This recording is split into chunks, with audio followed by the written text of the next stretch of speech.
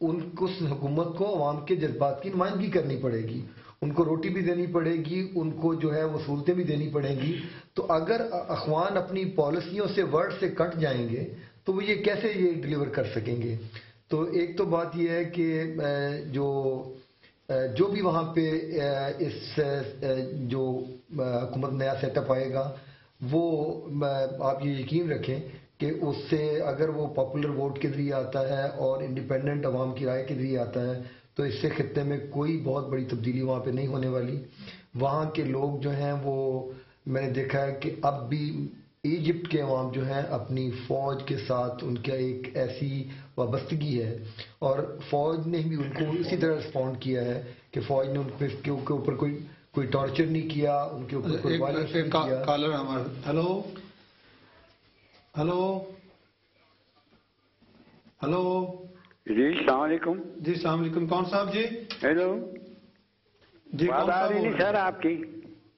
جی آواز آ رہی ہے آپ کو؟ چودھری بشیر بول رہا ہوں لندن سے. جی چودھری صاحب فرمائیے، کیسے دیکھتے ہیں آپ اس ساری تبدیلی کو؟ سر میری ایک ریکویسٹ ہے ایز اے پاکستانی جی کہ جب سے پاکستان بنا ہوا ہے. جی ہلو جی میں سن رہا ہوں، بولیے. ہم لوگوں نے کچھ ترقی نہیں کی جس طرح ورلڈ نے کی ہے، دوسرے ملکوں نے کی ہے. اچھا جی.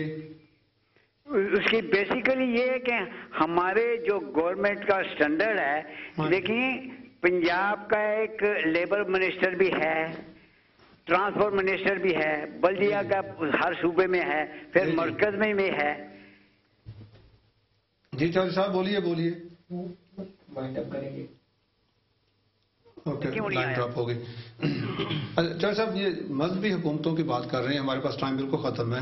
آپ نے دیکھا کہ لبنان اور فلسطین میں حزب اللہ اور حماس کی جو انتخابی جیت ہے اس نے اسرائیل کے ساتھ تعلقات کو بہتر نہیں کیا، اس میں مزید پیچیدگیاں پیدا کی ہیں. تو اگر یہی صورتحال رہی تو آپ کیسے دیکھتے ہیں مصر اور اسرائیل کے تعلقات اور خراب نہیں ہو جائیں گے؟ دیکھیں پلیز بی بریف، اب ہمیں ختم کرنا ہے. 3 جنگیں لڑ کے عربوں نے یہ تو نتیجے پہ پہنچ گئے ہیں کہ جس وقت جو انٹرنیشنل الائنس جو بن گئے ہیں کوئی ملٹری وکٹری جو ہے وہ نہیں مل سکتی.